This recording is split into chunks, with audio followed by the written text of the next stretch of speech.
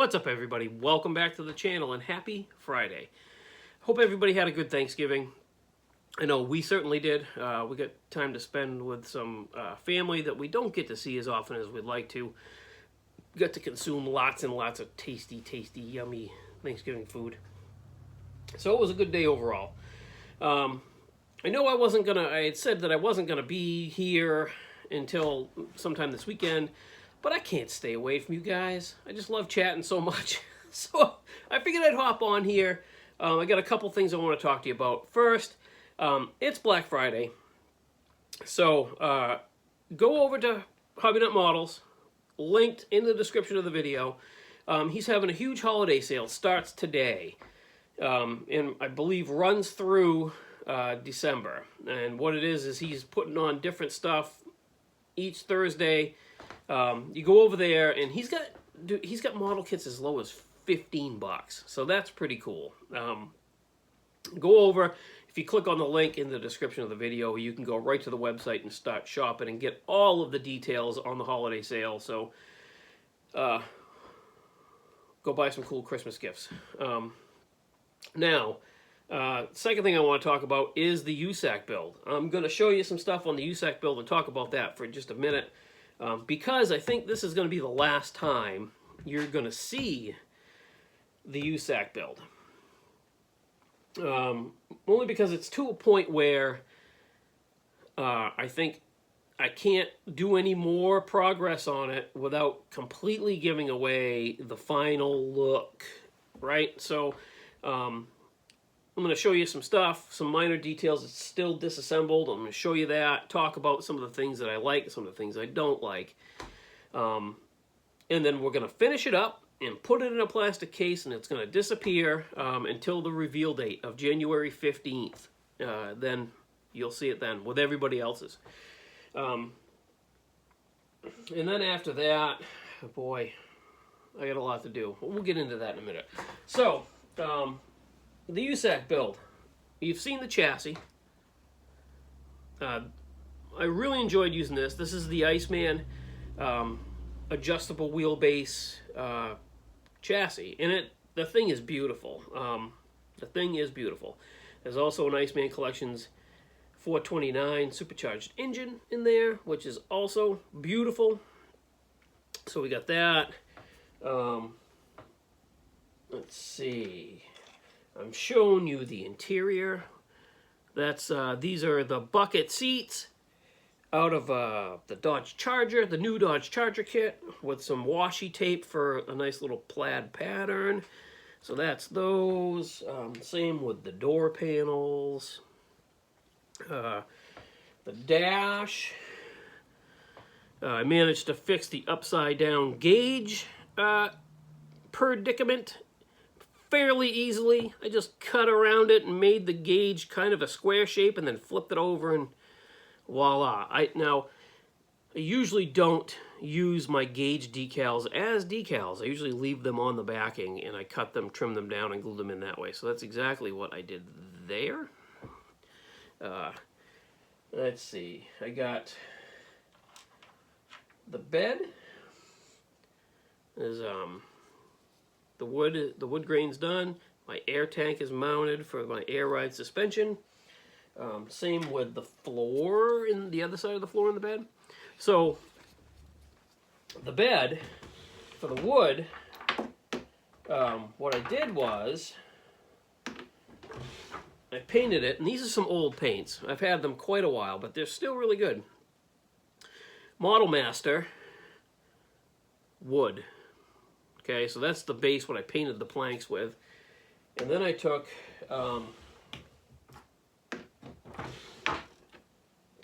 toothpick, dipped the toothpick into the Model Master rust. I dropped it on there. Then I also took a toothpick in the flat black, which is Model Master. And then I dry brushed basically those specks that I dropped on there with the toothpick off. Dry brushed them off, and that gave that wood effect. So that's what I also did with the AMT Ford that I showed you guys earlier. So we got I got the grill made. It grills all together. So I kind of went through my extra parts and kind of threw something together that kind of sort of looked like an air compressor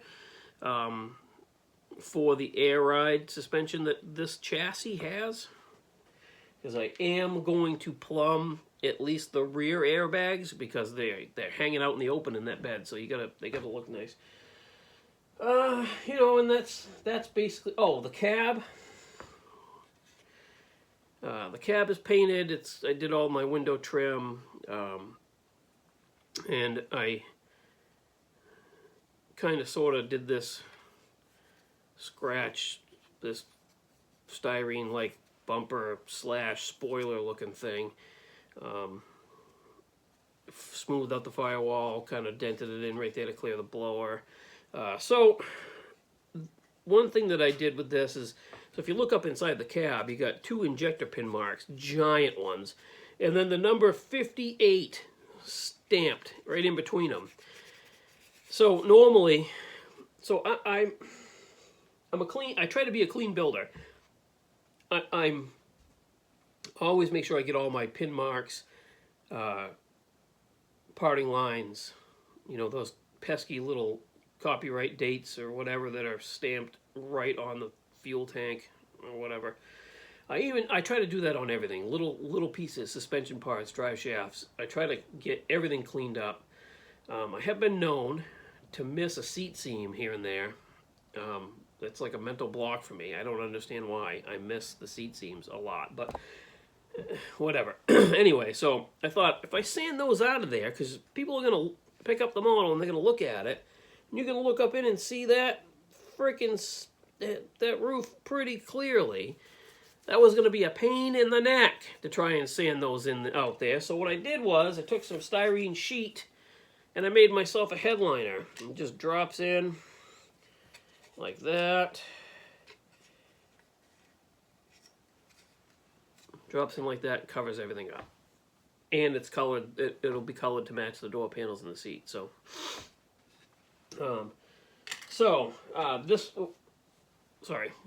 what do I like about this build? I had a lot of fun with it. It's the USACC build. It's camaraderie. It's getting into a group build and like looking at everything that everybody else is doing and being excited to see what everybody else comes up with at the end of the group build.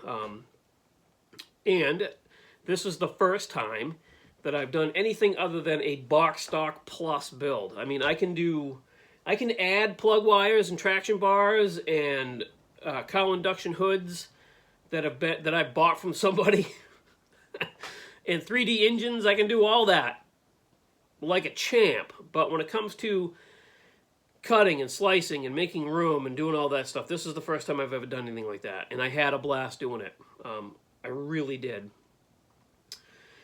My vision came together perfect. The colors that I had in my brain, I managed to actually put them on this model, and it looks exactly how I thought it would look, which is super exciting for me.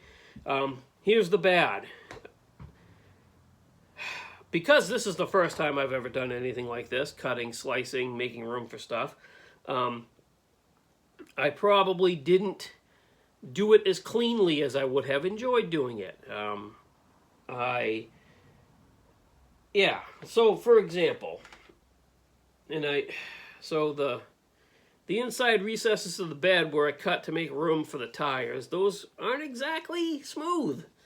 And I was starting to get into territory where the bed was going to be unusable, so I just stopped where I was. Those could have been nicer. I didn't notice it until after it was painted, and then I decided to the heck with it. I'm going to go with it anyway. It doesn't matter. I made a bad call. Some glue splooged out of the seam for the fenders. I don't know if I can fix that or not. So that's a poor decision on my part. I said, I'll live with it. It won't be a big deal. But the more I live with it, the more I don't like it. And I attribute all of that a little bit to the fact that I feel under pressure because there's a deadline. Because I try to have a couple builds going at a time. You guys know that. I do 1, 2, sometimes 3 builds at a time. I've got that going.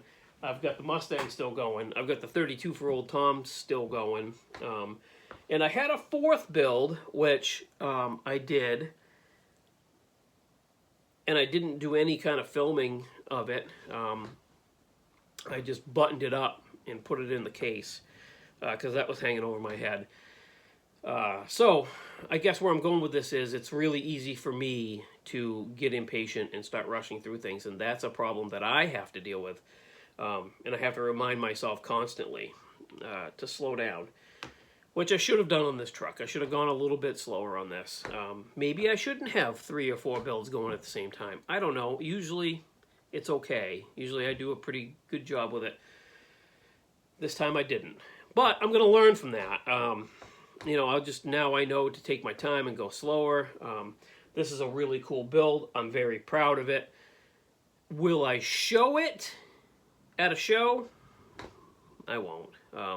Unless I know for a fact that I'm going to go to a show where there are other YouTubers are going to have their USACC builds there, and then I can put it on the table next to theirs, then yeah, I would do that. But I just wouldn't bring it to a show on my own and put it on a table. It's just not, to me, it's not up to my standard for that. But regardless, it's still pretty cool, and I'm still having fun with it. So I guess that's where we're at that.